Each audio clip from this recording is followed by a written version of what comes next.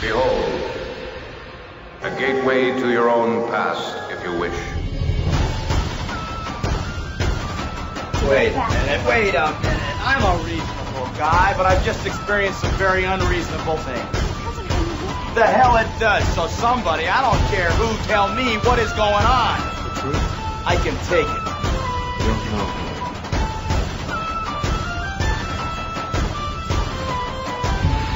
History's strange, it's alien, and it won't give us what we would like to have.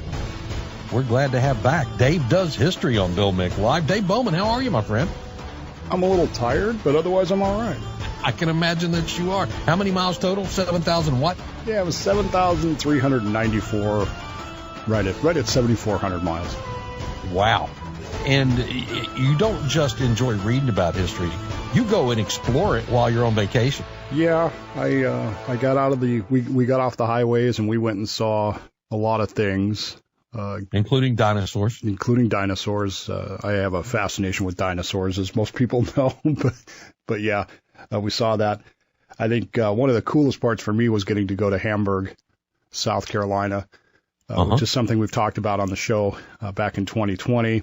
And I finally actually got to go there. When I get to finally talk about that, hopefully later this week, I actually met a guy there that had just an absolutely enthralling story. I don't know if it's true or not. That's the problem, is I can't prove it, but it was a great story.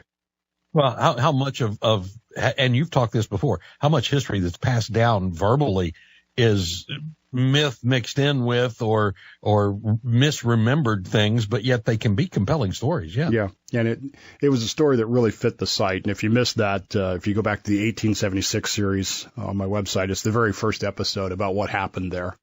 And to links actually to stand the there. DaveBowmanShow.com at BillMick.com for you today as well. And Dave, we're talking about the forming of the country and putting the Constitution together over our last several Dave Does Histories here. And what I got from the notes you sent me this morning is that the United States, not so united to begin with. And that's kind of the premise where we're at today. You know, we have this myth that, I don't know if it's even a myth, Bill. It may just be a taking for granted that somehow or another the Constitution was easy, it was simple, almost divinely inspired. It was none of those things. It was a flat out, almost a barroom brawl at times to get this Constitution made. Remember, 55 men went to the convention. Only 39 signed it, saying, and Washington's words were, "It isn't perfect, but it's the best we can do."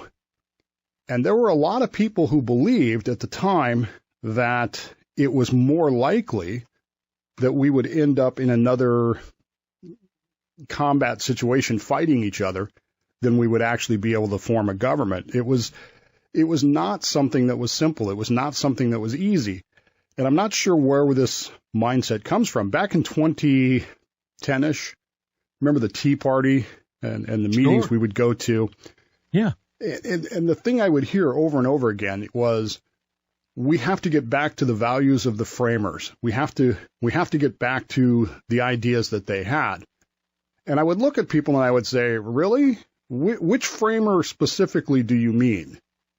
Because if you're going to tell me that 55 men sat in that room in Philadelphia in that hot summer, right next door to the city jail, agreed on everything and without any debate whatsoever, you're delusional. Now, that said, there was somebody, we're not exactly sure who, but we suspect that it was Ben Franklin, was leaking to the local newspaper, the Gazetteer, that things were going great. And the Gazetteer kept printing articles about how everything was great, how everybody was united, and this was so wonderful. But it was a pure put-up. It was spin doctoring, because behind the scenes, things were really, really getting, rowdy.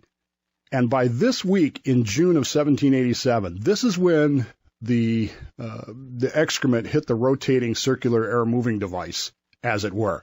This was the week where it really first started to look like it may not succeed, because there were too many debates and too many arguments about two specific things, only one of which would come up this week. And we'll talk more about that in just a minute. And we're back in 60 seconds with more of Dave Does History on Bill Mick Live. Let's talk about something that is another of Dave's favorite Florida topics. It's hurricane season, boys and girls. And with it being such, it's time for you to think about O'Galley Electric, one of our sponsors here on the program. They've got Generac home standby generators in stock and ready for you.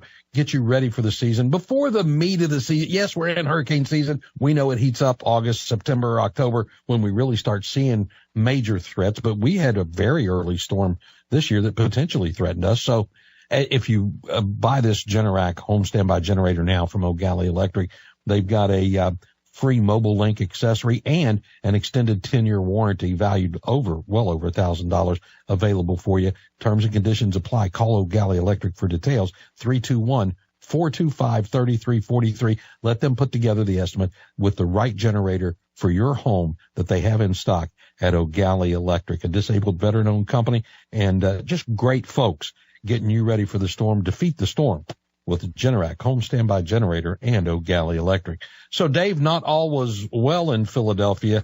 You know, we have a gathering of friends every weekend, and we'll get anywhere from 8 to 14 or so of us in a room together. And if we get above like a 6 or 7 person threshold, it ends up being 4 different conversations going on at the same time. What was this room like in Philadelphia? Well, first off, it was hot. And second off, the shower had not been invented yet. Oh, that's not good. The people say to me all the time, Dave, if you could time travel, where would you go? And everybody assumes I would go to the convention, and I don't want anything to do with it. I don't want to go anywhere near there. But it was, there was a reason why they dressed the way they did and did some of the things they did. It was getting hot, and it was about to get even hotter. The first 4 weeks of the convention, and I hope everybody got caught up on that. The Virginia plan, as presented by the Virginians, and we talked about the fact that the Virginians had met in advance, James Madison, Edmund Randolph, and the rest of the Virginia delegation, they presented their so-called Virginia plan, which was an idea for consolidated national government.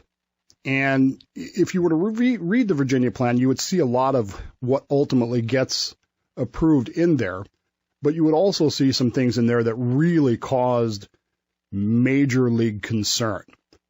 And the guy that wrote it, James Madison, convinced Edmund Randolph, the governor of state of Virginia, to actually introduce it to the convention. So it's Edmund Randolph that actually stands up and presents this Virginia plan to the convention. But he did that 3 weeks ago. And while the plan is still the only plan really on the table right now, Randolph is starting to have some second thoughts about this because he's seeing some of the problems with this plan. The smaller states, which is most of them, do not like this plan at all. They see this plan as an attempt to simply eradicate them by forming a very strong centralized national government. They believe that it will essentially do away with the sovereignty of the states and that it will essentially subsume them into the will of the bigger states, particularly Virginia and Pennsylvania, which is an interesting dichotomy because, of course, Virginia is a slave state. Pennsylvania isn't. In fact, Pennsylvania is one of the abolitionist states. And yet they're united because as two of the bigger states, they tend to benefit from this. Now, the other really big state is, of course, New York. And New York is, as we're going to talk about at some point downstream, New York is really hesitant to get involved with this because of all 13 of the states, New York is the one that is really rocking this. I mean, their economy is smoking. They're doing great. They don't really see why they need the rest of you guys. You guys just go on your own way. We don't need you. And these are individual economies at this point, not a united economy at all. Not just individual economies, individual currencies, individual economic systems. I mean, this is part of the problem. This is part of the problem why we're here is because some states, looking at you, Rhode Island, are manipulating currency to their own benefit. and it's causing all kinds of problems. It's causing inflation. Of course, there's issues with debt management, and there's issues with how the economy is affecting the individual citizens. Massachusetts is seeing this probably worse than anybody else, but it's a real mess. And the smaller states, look at this Virginia plan, and this is what I go back to about, which framers' values do you really want? Because both Madison and Hamilton, Alexander Hamilton, were really more in favor of literally doing away with the states, doing away with their state governments, doing away with all that, and just forming one big national centralized government. And of course, the small states, they don't like that. They see that as destructive to their liberties. They see it as scary. How is this any different from what England tried to do to us? And why did we fight this war if this is what we're going to come up with? And it's Edmund Randolph who actually says, look, preserving states is more important than preserving the Union, which absolutely stuns Madison. And he's starting to realize that maybe this Virginia plan isn't going to go anywhere. He lost the governor, huh? Right. But at this point, what else do we've got to do? We don't have another plan yet. Nobody's advanced one. Not yet. Starting tomorrow, they will, though. Oh, that's it. And we'll talk about that as we continue. Dave Does History on Bill Mick Live. Nice to have you along on 92.7 FM WMMB. We're back in moments.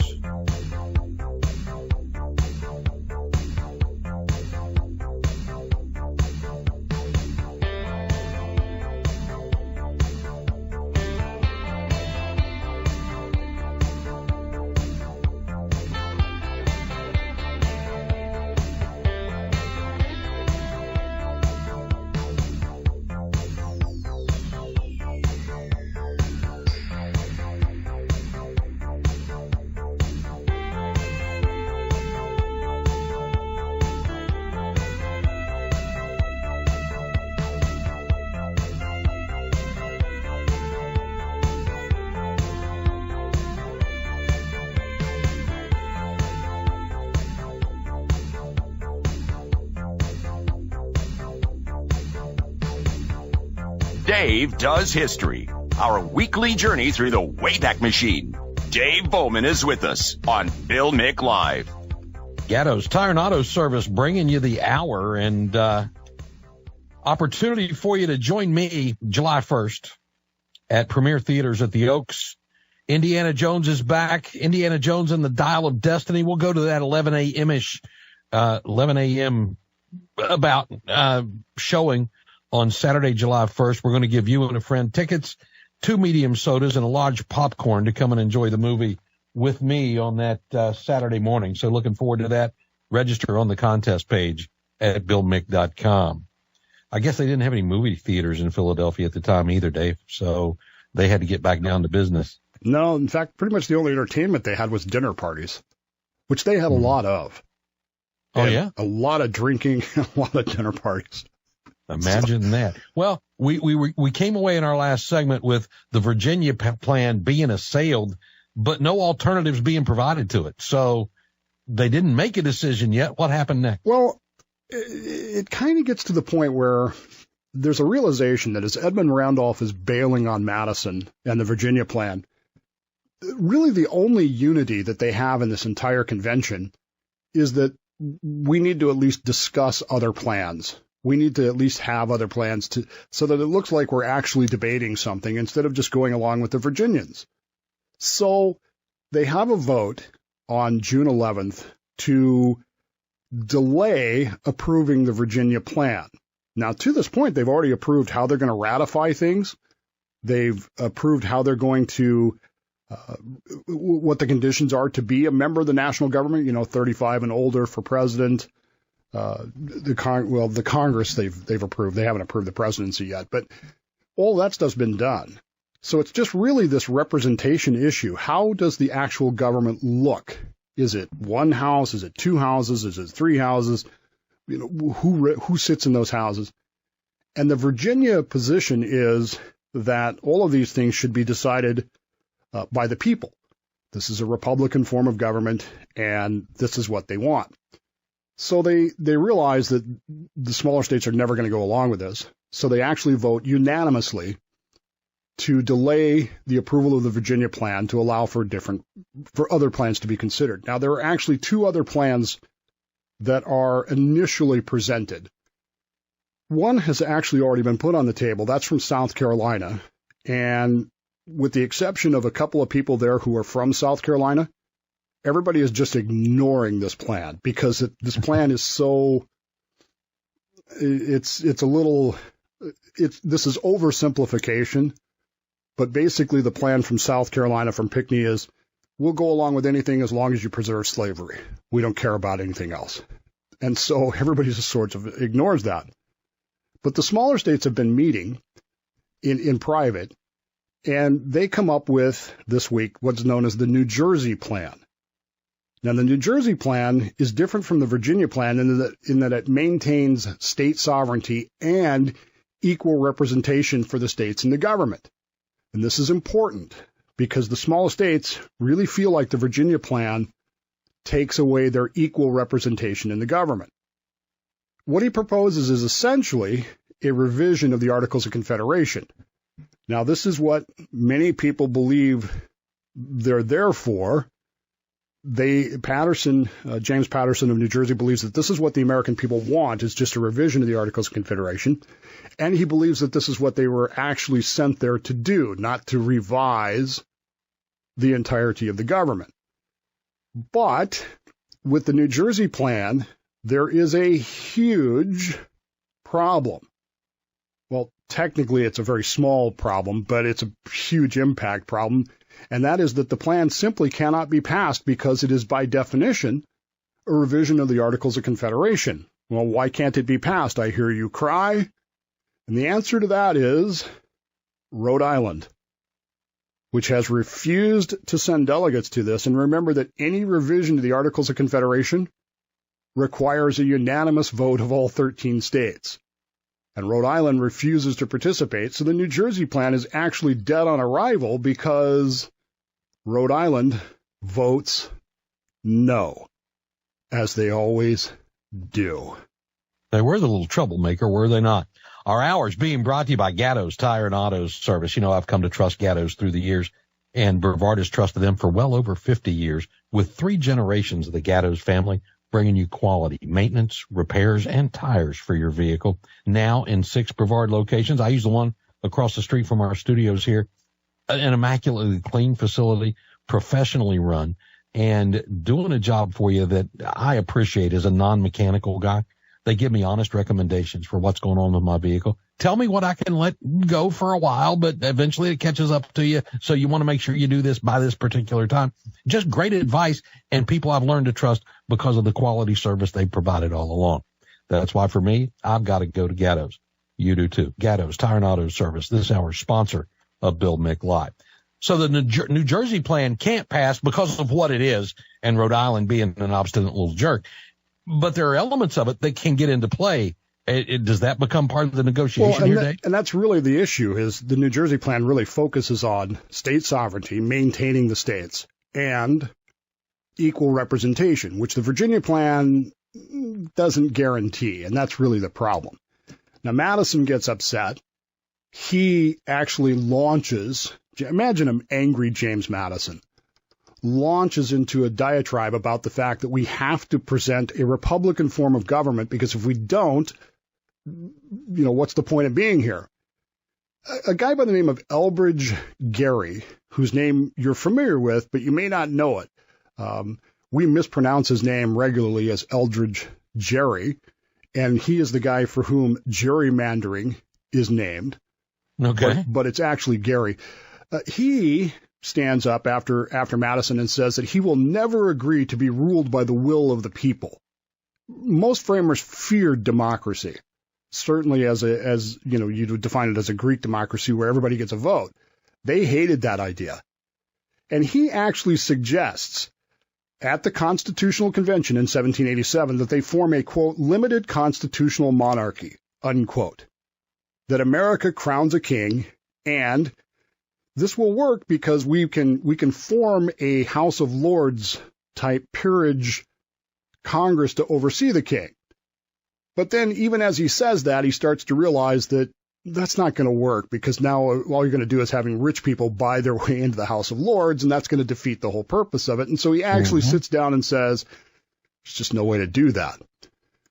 As Randolph abandons Madison, says the preservation of the states is more important than the union of the states, he also attacks the whole idea of the participation of the people, which again to us is foreign. I mean, we think people, one man, one vote.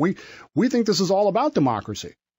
But he literally goes on the attack about democratic licentiousness, which is the lack of moral restraint. In other words, people voting not based on what's best, but on what they want. And he refers to the idea that if we go this way, we'll end up with demagogues of the popular branch. In other words, the people who get elected are political leaders who seek support by appealing to the desires and prejudices rather than by rational government. We would never see such a thing. Pretty weird, huh? Oh, my gosh. But we got to get back to the values of the framers, Bill, because if we don't, then we're going to lose the country. We don't have yet at this point. We don't even have it at this point. And one would have to argue that today we certainly don't have the values of the framers in mind, because obviously we didn't do anything that they wanted done. The stress is getting bad, Bill. Stress is getting really, really bad. And in fact, Alexander Hamilton and a guy we've talked about, Gouverneur Morris, will actually get into a violent debate that Morris is going to win. But how he wins that debate causes one of the most embarrassing moments in all of American history. Oh, can't wait to hear. And we will as we continue with Dave Does History on Bill Mick Live. Also, in our next segment, we'll let you in with your thoughts, questions, and concerns at 321-768-1240. Maybe you've got the framer in mind that everybody refers to, and maybe you don't. But we'll take that, too, when we come back.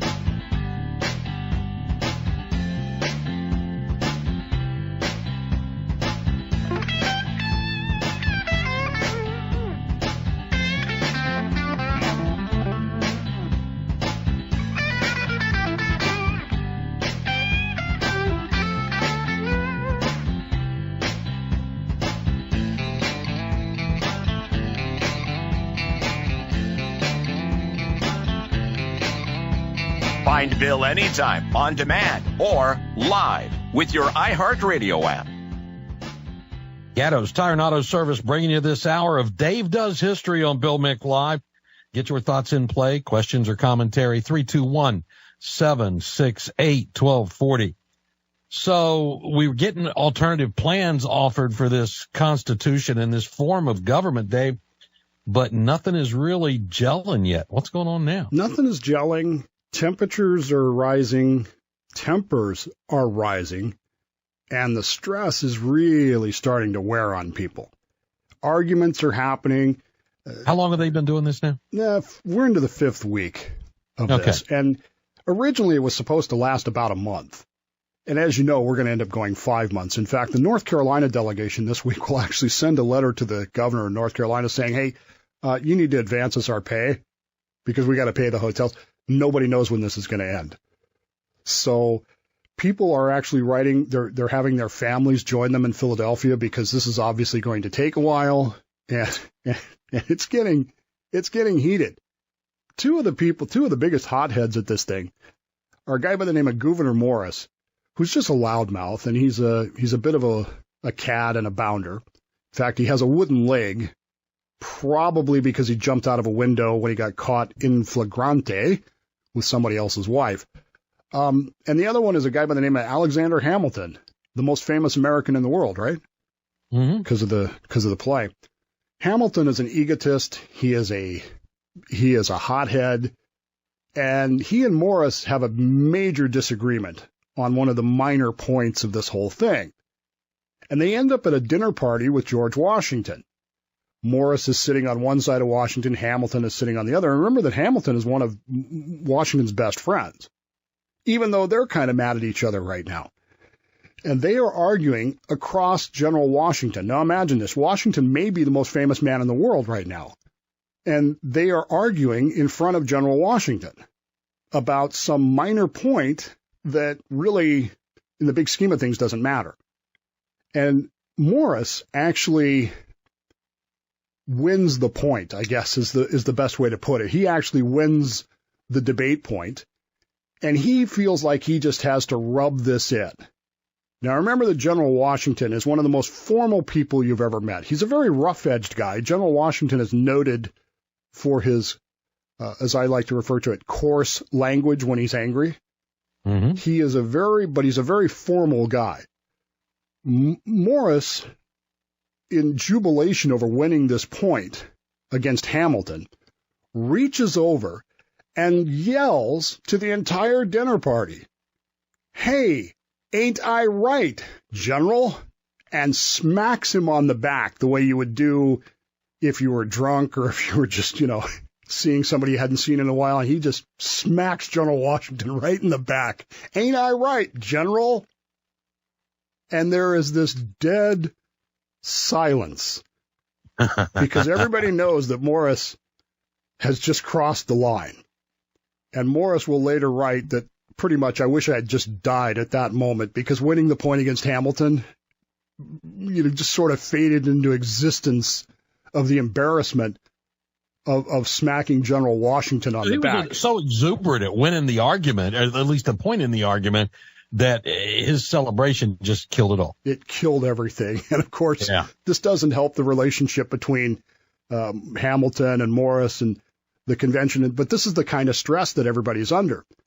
Elbridge Gerry, the guy we talked about a few minutes ago, actually writes a letter this week as things are getting really hot. The small states are actually talking, Bill. They are actually talking about going their own way, forming alliances with foreign powers, and allowing foreign troops onto their soil because they don't trust the big states, Virginia, Pennsylvania, so forth and so on. He actually writes a letter to one of his associates in which he uses these words. Now, again, remember, we think that this was simple. We think that this was united. We think that this was, divinely inspired, all those things that we think about and we take for granted. But he actually writes this week, quote, "Unless a system of government is adopted by compact, that is agreement, force, I expect, will plant the standard."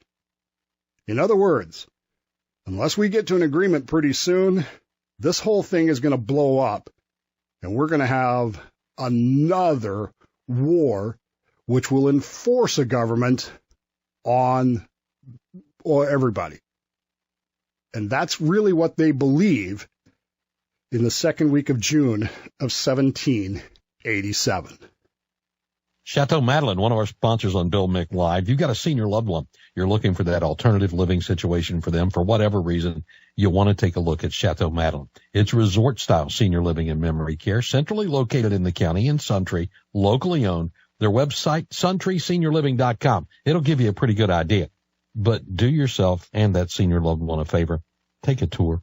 Call 321-701-8000 and go see for yourself what Chateau Madeline's about. The amenities, like you'd find on a cruise ship or resort. A staff very similar in their love of interaction with the residents at Chateau Madeline.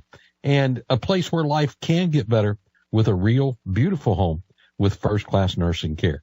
Locally owned, centrally located. Yeah, your senior loved one deserves a home like Chateau Madeline. We appreciate their sponsorship here on Bill Mick Live.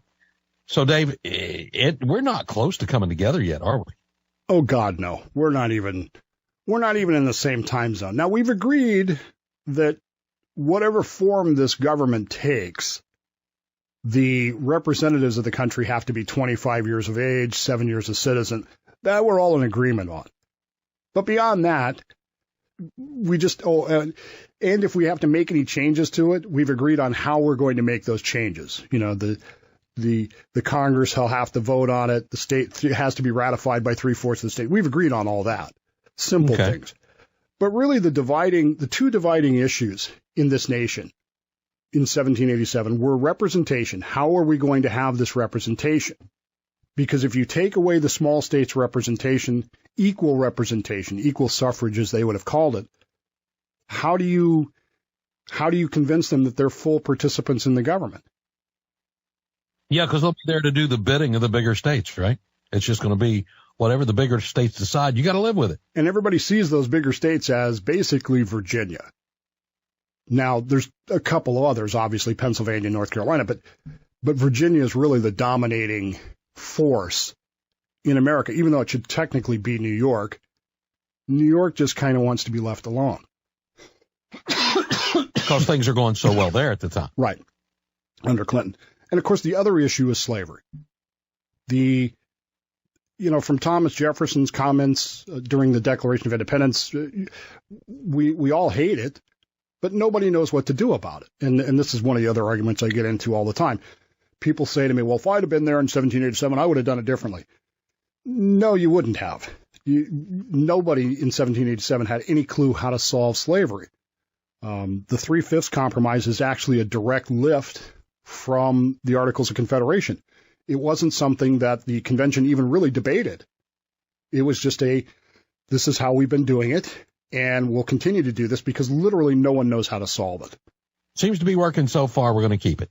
Well, it keeps us from having to argue about it, because if we'd had to argue about it, this would have broken up in a hurry. And in fact, there are members of this convention who will later go on the attack against slavery, try to ban slavery as part of the process. But at the end of the day, you have to say, well, without a union, we're never going to get rid of slavery. So we have to have the union in order to accomplish that at some indeterminate point in the future via some method which nobody has any idea what is. Mm-hmm. But if we try to solve it now, we're not going to have that union, and we're going to have foreign troops on the land because some of these states, Delaware becomes one of the worst offenders at this. Is really they're going to go out and make foreign alliances with people we fought wars with, and oh, by the way, we owe France a lot of money, and we owe our soldiers in the Revolutionary War soldiers a lot of money, and if we don't pay those things, the states aren't going to do it. So we've got to get all these problems solved. And like I said, there's this myth that this was easy, simple, direct, and it was none of those things. And in fact, so Dave, as you look at this, and you've looked at this probably more in depth than most of us in this audience, are you surprised that they came to a successful conclusion as far as this convention goes? Surprised only in the sense that they actually managed to put something down on paper. No, I'm not really surprised that they did, because they had a much different understanding of civility than we do today. We could never do this today. It would never. That was going to be my next question. No. Could we do this today? No, absolutely not. There's no way. This is the same reason that Article 5 convention won't work. There's too many disparate interests, and the overriding interest of the convention was we have to be a union. We have to. This is Lincoln. We have to preserve the union. Without the union, we can't do anything. But we don't have that mentality today. We don't have that understanding today. And part of that is because we don't have the same vision of state sovereignty that they had. We don't see that as a necessity to maintain those things, because we have a very strong centralized government that has literally subsumed the states anyway, which is, of course, what Madison and Hamilton both wanted all along. So when you say you want the values of the framers, you might want to be careful. One. Yeah. Pick one and run with it. Right, because if it's Madison and Hamilton, well, you got what you wanted. Ultimately. Yeah, that's an interesting point. You also said something interesting during your podcast. I think it was What the Frock as opposed to yesterday's, that had to do with this very topic, that recovering the country from our perspective here doesn't appear possible to you. I don't know how we could do it. And this is kind of depressing to me because, again, we don't understand these things. Because we, for lack of a better term, the political right, We assume that this was easy, straight, direct, divinely inspired.